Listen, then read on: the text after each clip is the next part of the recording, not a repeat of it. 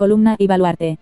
Y colocó las columnas delante del templo, una a la mano derecha, y otra a la izquierda, y a la de la mano derecha llamó Jaquín, y a la de la izquierda, Boaz. Segundo libro de Crónicas 3:17. El tercer capítulo finaliza mencionando las dos columnas que Salomón colocó en la parte delantera del templo, anteponiéndose a la entrada.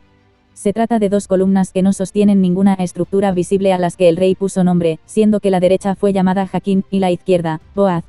El nombre de Jaquín viene a anunciar un establecimiento mientras que la de Boaz evoca a la fortaleza. La sugerencia de algunos eruditos es que ambas columnas forman un enunciado, el cual es el siguiente. Dios establecerá su reino perpetuo, y el Señor es mi fortaleza.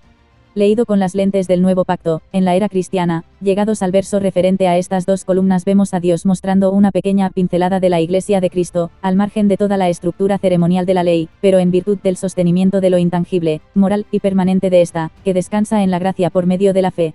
La realidad de la Iglesia era un misterio no revelado al hombre hasta a partir del cumplimiento de la primera venida del Señor, con la culminación de su obra salvífica en la cruz del Calvario, su resurrección al tercer día, y su ascensión a la diestra del Padre. A pesar del gran misterio, Dios se estaba revelando, por medio de la disposición de estas columnas en el templo de Salomón, que vendría el tiempo en que el pueblo ya no se sostendría más en la ley de Moisés, en forma de dos columnas, totalmente libres de cargas, dispuestas con la única labor de dar cierto mensaje con su mera existencia. Esta labor de anunciar el reino y la fortaleza de Dios en su gracia no se ha tratado de un cometido exclusivo de la Iglesia, sino que habiendo dispuesto Dios un pueblo especial, consagrándolo para sí mediante la ley, en clara diferenciación con el resto de pueblos, el propósito principal de Israel era, y debería seguir siendo, el de ejercer de lumbrera a las naciones, en propagación del anuncio de salvación de Dios por medio del Mesías, y del establecimiento de su reino, a través de sus costumbres y ceremonias, así como de la difusión de las Escrituras. Pero lejos de hacer la diferencia, el pueblo de Dios se ha caracterizado por su gran capacidad de mimetizarse con las naciones vecinas, y de adoptar como suyas todas sus costumbres paganas. A la actual nación de Israel se la conoce por ser una de las naciones más tolerantes, y la que alberga una mayor diversidad sociocultural y religiosa del mundo, bajo su bandera. Y esto ya lo denunciaba Esteban ante el concilio, denuncia que le costó la vida, porque los fariseos no pudieron soportar el peso de sus palabras mientras estaba lleno del Espíritu. Y Dios se apartó, y los entregó a que rindiesen culto al ejército del cielo, como está escrito en el libro de los profetas. ¿Acaso me ofrecisteis víctimas y sacrificios en el desierto por 40 años, casa de Israel? Antes bien llevasteis el tabernáculo de Moloc, y la estrella de vuestro dios Renfán, figuras que os hicisteis para adorarlas, os transportaré, pues, más allá de Babilonia. Hechos 7, 42 y 43.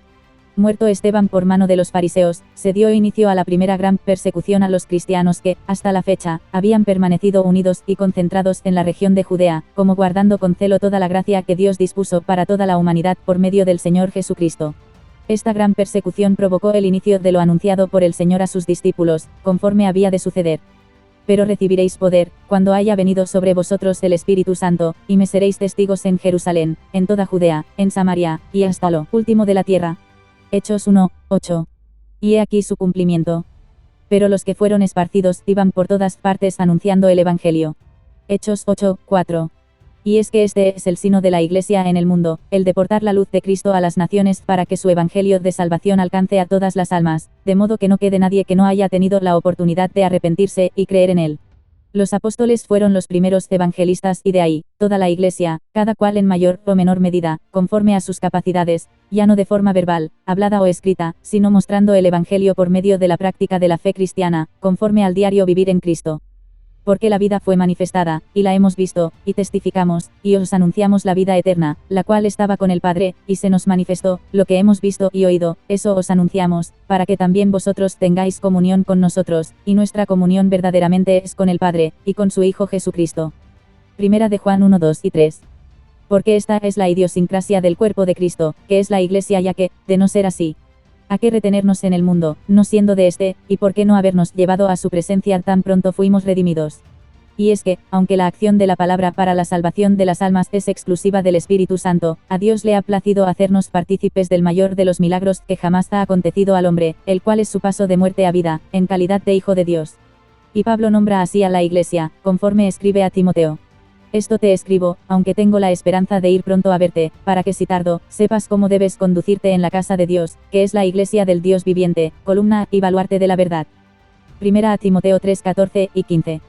Columna y baluarte que bien podían llamarse Jaquín y Boaz, conforme al nombre que Salomón puso a las columnas del templo, en virtud del anuncio del establecimiento de su reino, y de la fortaleza en Cristo a todo aquel que en él cree. Y es así, como diría Pérez Millós, la vida de un cristiano no consiste en hablar de Cristo, sino en vivir a Cristo, como cada creyente mostramos, o deberíamos, el carácter de Cristo al mundo, en favor de la propagación del mensaje de reconciliación con Dios en él. Y esto nos lleva a preguntarnos cómo estamos viviendo, si a Cristo, en el Espíritu o a nosotros, en la carne, y cuál es, por ende, el mensaje que difunden nuestros pasos, si acorde a Juan y a Pablo, o acorde al pueblo que se perdió en el desierto en pos de lo pagano. Cerraremos nuestra reflexión devocional con estas palabras de Juan.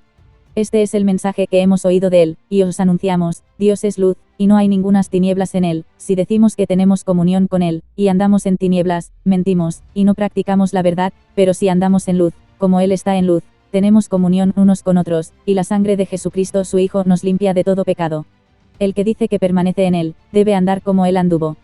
Primera carta de Juan, capítulo 1, del 5 al 7, y capítulo 2, verso 6.